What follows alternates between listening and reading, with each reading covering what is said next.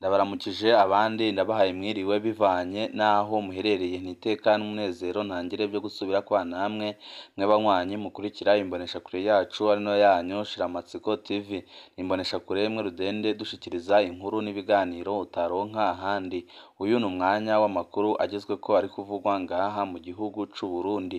Twabateguriye amakuru atandukanye kandi ahambaye ariko aravugwa ngaha mu gihugu c'u Burundi, niyo tugira ngo tubashikirize. Turaza kubabwira ibiriko biravugwa cane ku muhungu wa Gervais Ndirakobuca batazira ndakugarika, aho ariko yitiranya amabanga ya se agashaka guhabwa ibyubahiro nk'ibyo ise ahabwa kandi ata kintu na kimwe ajejwe ngaha mu gihugu c'u Burundi.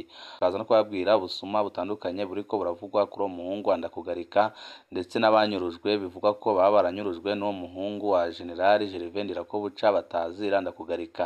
Byose twabateguriye turaza kubashikiriza mu idonido ry'aya makuru. Wipfuza kuzajya bama mbere bashikirwa n'inkuru n'ibiganiro bene nk'ibi, ico usabwa nta kindi, niba utaravyonda kuri sabone vyondaho kugira ngo uko dushizeho amakuru n'ibiganiro bene nk'ibi ujye uba uwa mbere mu gushikirwa navyo.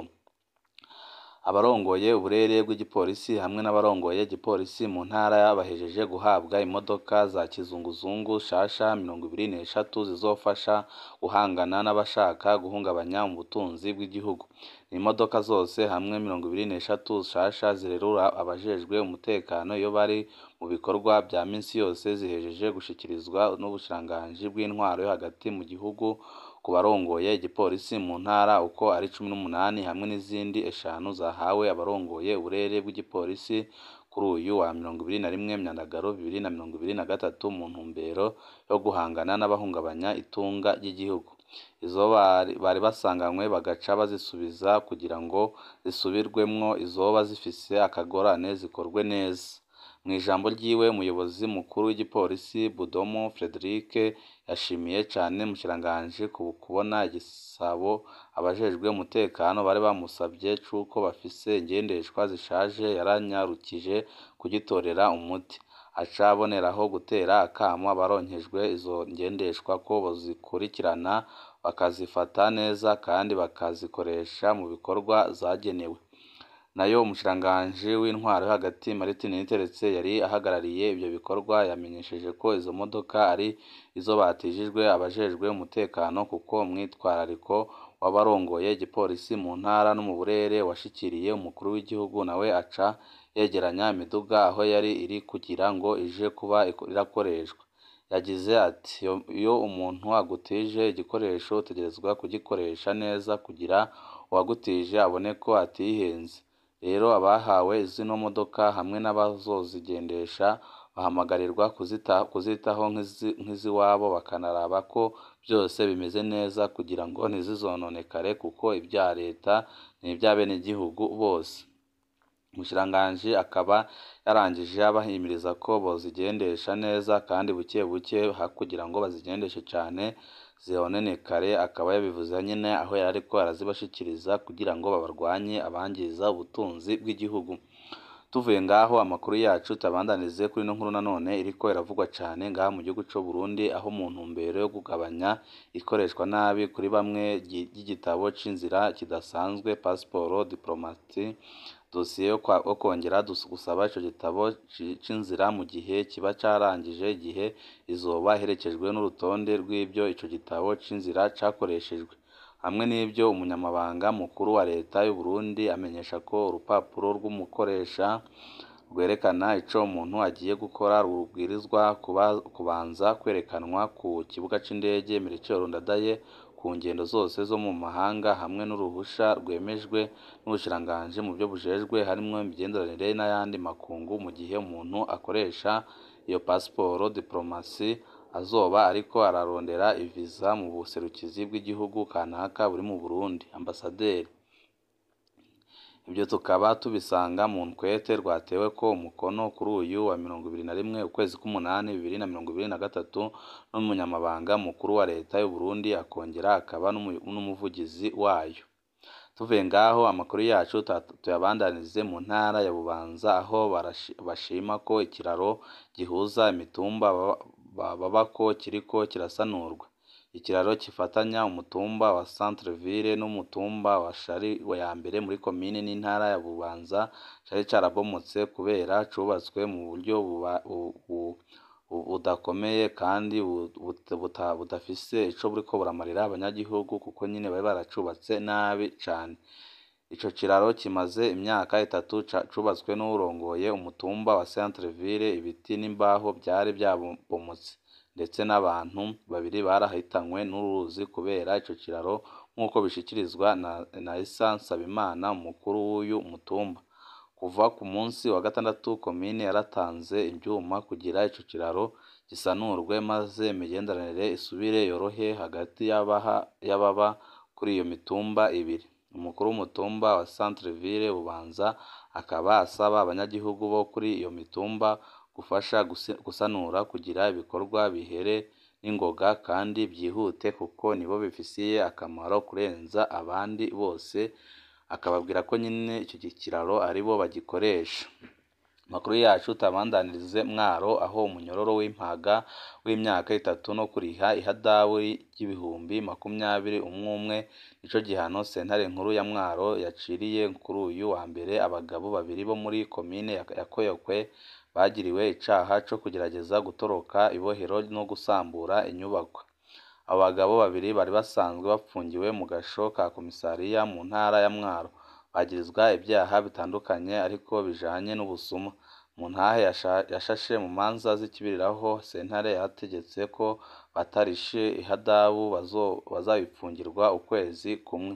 Umwe muri abo yaburanye yemera icaha, yavuze ko afatikanije n'uwo bashengejwe hamwe yabaduye icuma cari hejuru y'icumba bararamwo akoresheje ishoka, ngo baciye batobora ibati riri hejuru yaho ariko bateshwa n'abandi banyororo, ariko uwundi yahakanye ibyo bagirizwa.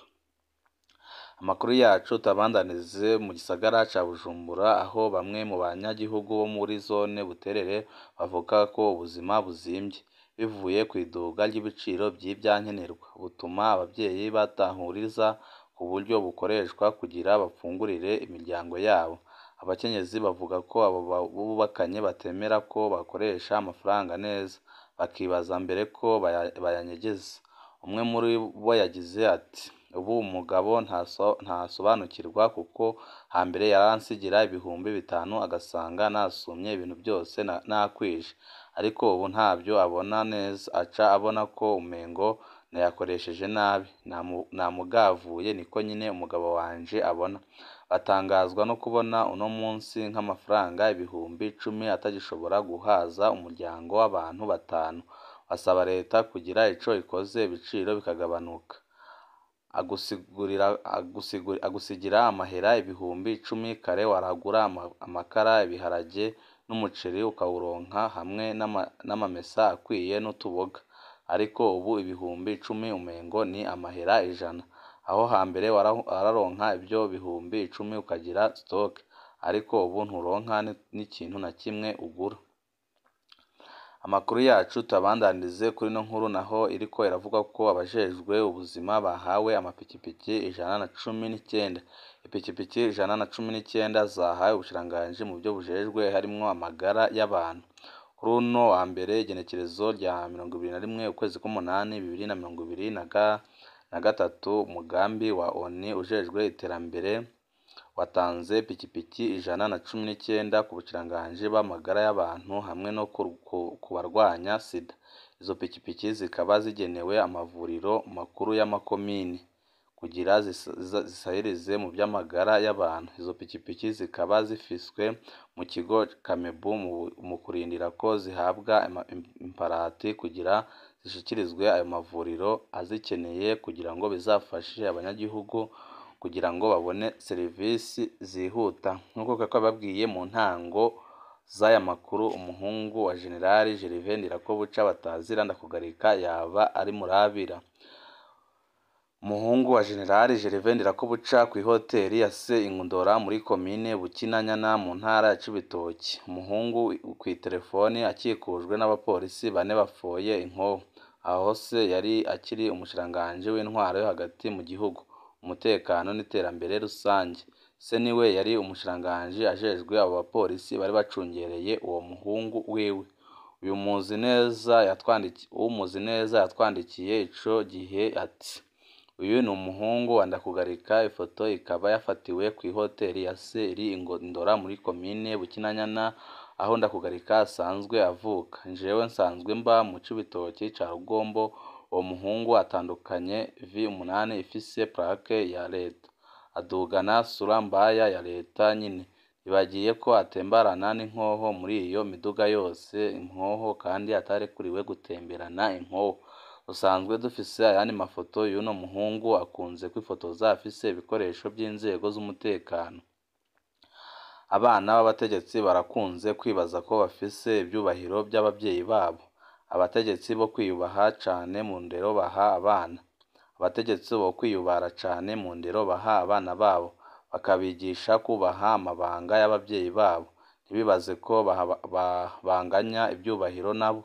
Iyo batabikoze gutyo, abana barakora amakosa akomeye. Iyo ubutegetsi buheze naho birakabagora kuba mu bihe bishasha.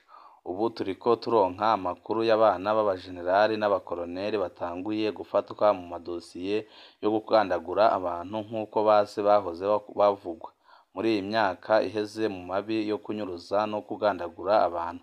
Birateye ubwoba. Hari amakuru menshi ariko aravuga ko umuhungu wa General Gervais Ndirakobuca batazira Ndakugarika yaba hari amadosiye menshi yajanye no kugandagura abantu yabavugwamo, ariko ibyo byose bigaturuka kubera indero itari nziza aba yarahawe n'abavyeyi biwe, aho bamwigisha gukora amabi nyine nk'ayo nabo bagiye bakora mu myaka itandukanye ngaha mu gihugu c'u Burundi.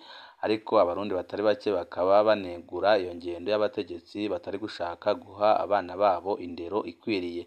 Umwanya bacu ni ngaha duce dusozerera amakuru kariko abateguriye. Wipfuza kuzaja bo mbere bashirwa n'inkuru n'ibiganiro bene nk'ibi, ico usabwa nta kindi, niba utarapyona kuri sabone pyondaho kugira ngo ko dushizeho amakuru n'ibiganiro bene nk'ibi ujye uba uwa mbere mu gushikirwa nabyo. Ibihe byiza nibyo ndabipfurije.